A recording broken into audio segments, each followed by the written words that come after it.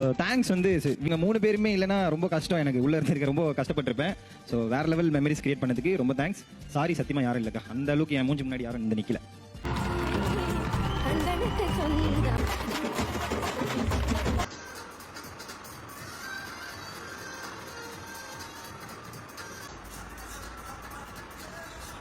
இந்த தடவை பிபி கொண்டாட்டம் கொஞ்சம் மொக்கையாகவே போச்சுன்னே சொல்லலாம். மற்ற பிபி கொண்டாட்டத்தில் நம்ம மணி வந்து எல்லா கண்டஸ்டண்ட்டையும் கலாச்சி செம்மையான ஒரு பாட்டு பாடி பெர்ஃபார்ம் பண்ணியிருப்பார் டான்ஸை.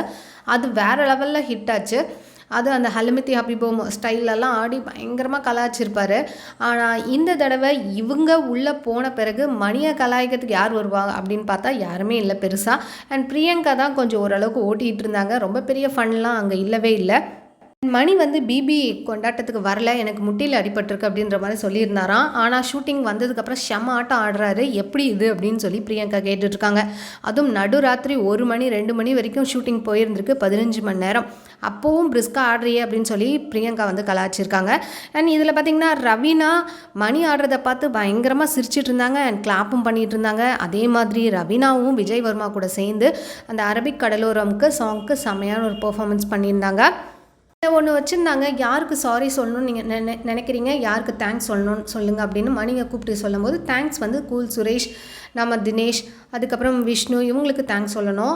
சாரி வந்து அப்படிலாம் எனக்கு என் கண் முன்னாடி யாரும் வந்து நிற்கல, நான் சாரி சொல்கிற அளவுக்கு அப்படின்ற மாதிரி சொல்லிட்டாரு. பிபி கொண்டாட்டத்துலையாவது இந்த 2 பேரும் சேர்ந்துருப்பா அப்படின்ற மாதிரி ஏதாவது பார்க்கறதுக்கு நிறைய வாய்ப்புகள் இருக்குது. இவ்வளோ நேரம் ஷூட்டிங் நடந்திருக்கு அப்படின்ற மாதிரிலாம் எதிர்பார்த்தோம். பட் அந்த மாதிரிலாம் எதுவுமே நடக்கவே இல்லை. ரொம்பவே கஷ்டமாக இருந்திருக்கும் 2 பேருக்குமே. உள்ளுக்குள்ளே வெளியில் சிரிச்சிட்டு ஆடிட்டு பாடிட்டு இருந்தால் கூட உள்ளுக்குள்ளே அவங்களுக்குள்ளே இருக்க அந்த கஷ்டம் வந்து அவங்களுக்கு மட்டுமே தெரிஞ்சிருக்கும்.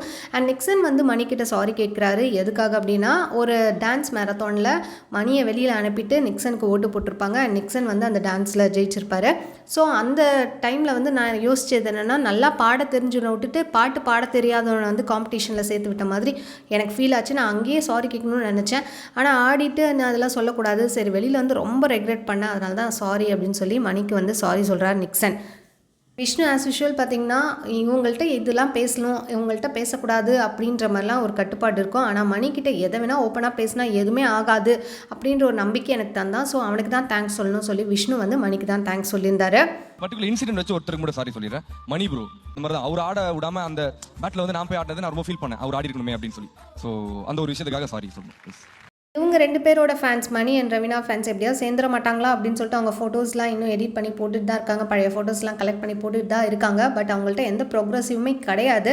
ஸோ அப்படியே ட்ராப் பண்ணிட்டாங்களா அப்படின்ற மாதிரி பெரிய கொஸ்டின் மார்க்கும் இருக்குது. இதுக்கப்புறமா எப்போ பேசுவாங்க, அப்படியே கேப் போக போக அப்படியே கேப் அதிகமாகிடும் இல்லையா.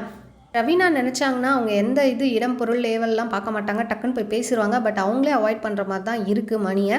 என்ன காரணம்ன்றது அவங்களுக்கு மட்டும் தான் தெரியும். அந்த வலி கஷ்டமும் அவங்களுக்கு மட்டும் தான் தெரியும். நம்ம எக்ஸ்பெக்ட் பண்ணலாம், பட் அது அவங்களுடைய இஷ்டம். ஸோ நீங்கள் என்ன நினைக்கிறீங்கன்னு மறக்காமல் கீழே கமெண்ட் பண்ணுங்கள். இந்த மாதிரி அப்படி சேனல் மறக்காமல் சப்ஸ்கிரைப் பண்ணிக்கோ. பிடிச்சதை லைக் போட்டுருங்க. தேங்க்ஸ் ஃபார் வாட்சிங்.